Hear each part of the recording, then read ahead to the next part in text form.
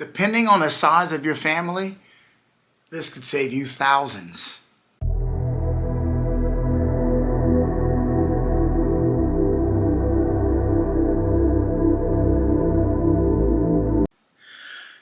Hello Disney fans, my name is Randy, and on my channel I like to talk about vacations, all kinds of vacations, Disney vacations, Universal vacations, cruising, all that is on my channel. And I do invite you, if you have the time, please feel free to check out my channel, check out all my other videos. You might find something else that might be interesting to you.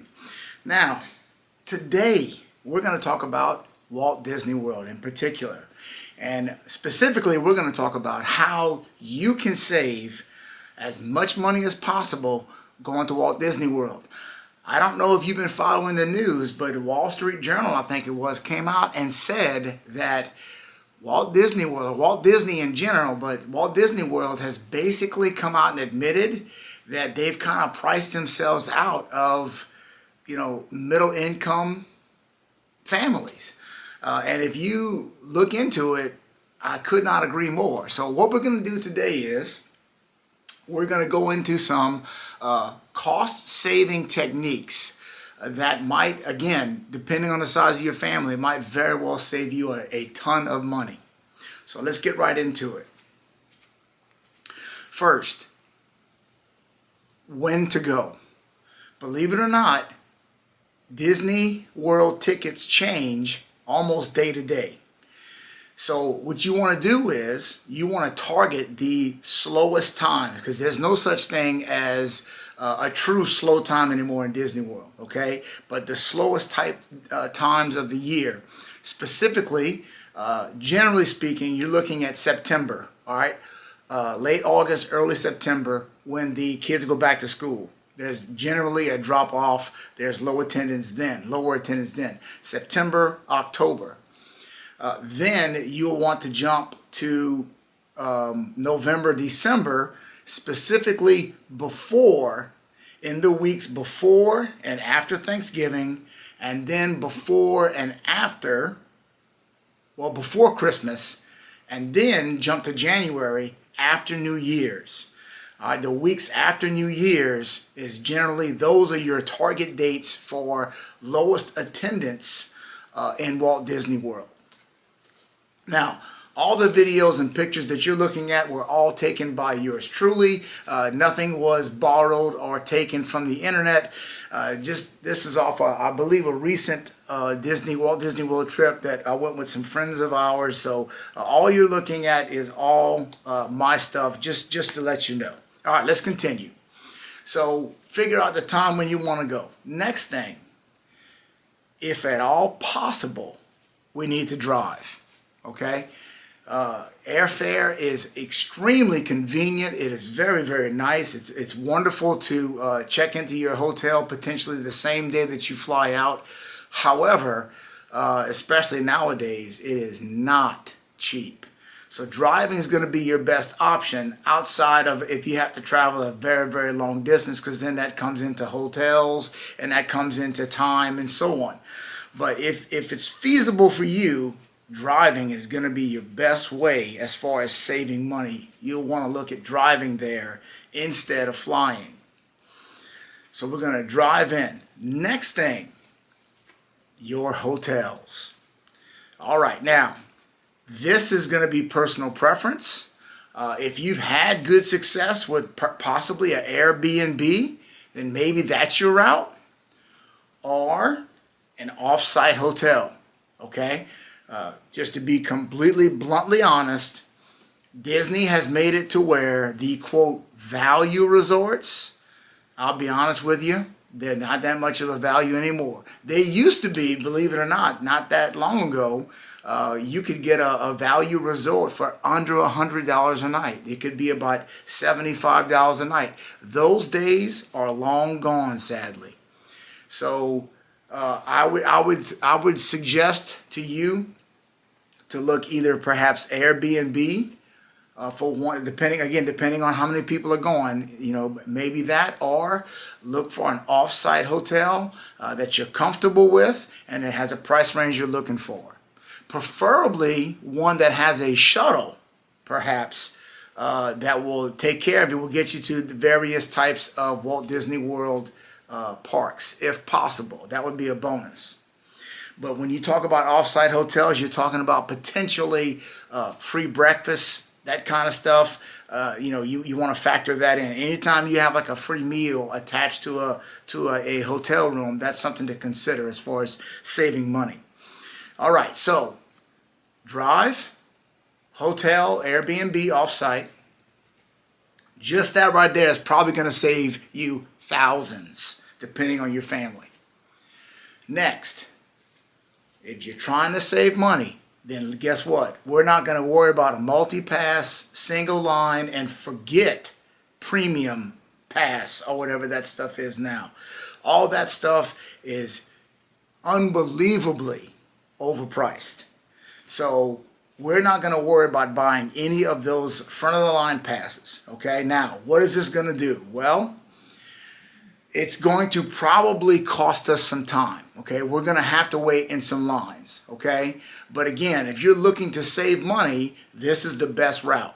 So the biggest key that I have for you as far as that is something called rope drop. Now, my Disney veterans know exactly what I'm talking about, but if you're not new, or if you are new rather, to Disney World or Disneyland, rope drop means you want to be toward the front, if not at the front of the line when they drop the old rope to let you full access to the parks. Okay, that's called rope drop. So you need to do a little homework here. You need to research what time does that park open. And if that park opens regular time at 9 a.m., you want to start heading there. Brace yourself, probably between 7:30 and 7:45 at the latest. You want to get to that park as early as possible and secure your spot at the very, very front of the line to scan your tickets or magic bands or whatever it may be. Then, and this is another big key, you need to have a plan. Okay, you and your family need to sit down and figure out what are our top 3 to 5 rides that we want to take advantage of in this park. And you prioritize them, 1, 2, 3, and so on and so forth.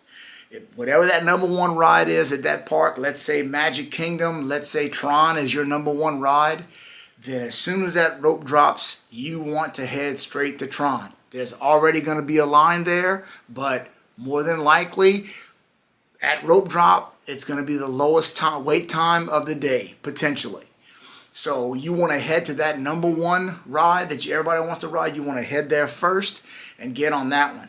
And then from there, you want to use the Walt Disney World app, okay? And the app is going to list wait times for various rides throughout the park, throughout the day. And all I can tell you there is you're going to have to, unfortunately, stay on the app. The app, by the way, is free. Okay, the app is free. There's no charge for the app. But just you're going to have to stay on that app, try to find the best wait times for the rides you want to ride, and then negotiate from there. Okay, navigate from there. That's just going to take a lot of work on your part. You're going to have to stay on the app and look at different wait times. Okay, now, the other really big expense that we haven't talked about yet, probably one of the last ones, is going to be food. Okay? Disney World charges so much for their food, their drinks, and their snacks. It is incredible. So, depending on how far you want to take this as far as saving money, I remember vividly, I was in Walt Disney World many years ago, and one of my coaching buddies, he was in there, and he had a family of 6 kids with him. And I basically asked him, I said, man, how in the world, this is years ago, not like it is now, but I asked him, I said, how in the world are you affording this with all these, tickets? He said, oh man, it's easy. And he had a backpack on, and he said, everybody, let's go, it's snack time. In his backpack, he had all kinds of different snacks that he bought from, a grocery store. He said he packs a meal and a bunch of snacks in that backpack so that they don't spend the money in Walt Disney World, which honestly, that's really smart. Okay, because I promise you, whatever you buy at the grocery store is going to be a whole lot cheaper than anything you're going to buy inside the parks at Walt Disney World. So that's one technique. Have somebody pack some snacks, put it on a backpack and our meal, sandwiches and whatnot, drinks, whatever. And that's going to save you a bunch of money there.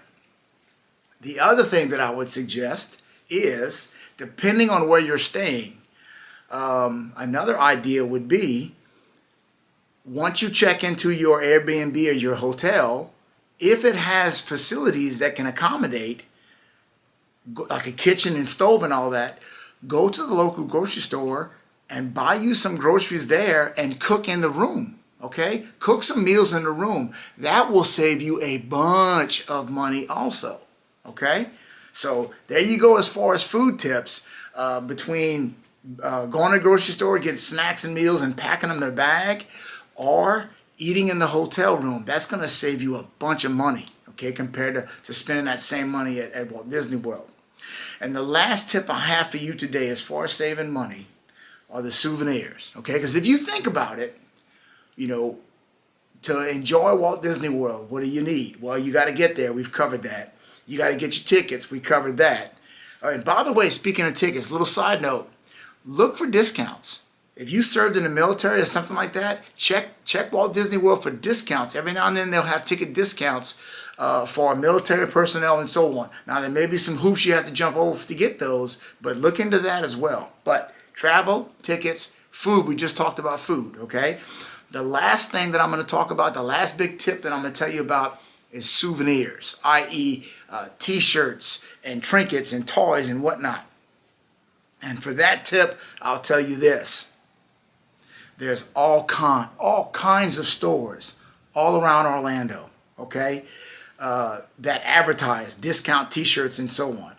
Instead of spending the $25, $30 to $40 on these T-shirts and all these things at Walt Disney World stores, go visit these other stores outside of Walt Disney World. You can save a bunch of money buying nearly the identical, if not the identical type of apparel and trinkets and toys, but not on Disney property. Okay, so there you go. Ladies and gentlemen, I hope you enjoyed this video. I hope it helped you. This is fresh for 2025. And by the way, Walt Disney World is going to be a great place to visit this year in 2025, especially this summer, because Epic Universe is opening. Everybody and their mom is going there. So I highly encourage you to consider coming to Walt Disney World this year in 2025, because I think the crowd levels are going to be lower because everybody's going to be at Epic Universe. There's a nice little tip for you. If you enjoyed this video, please consider subscribing. My little channel is growing very, very slowly but steadily. For those of you that have already subscribed, it means so much to me. Thank you so very much. And to anybody else that's new, that's watching this the first time, please check out my channel. Consider subscribing. It would mean a whole lot to me. Thank you so very much. Have a great day, and we'll see you on the next one.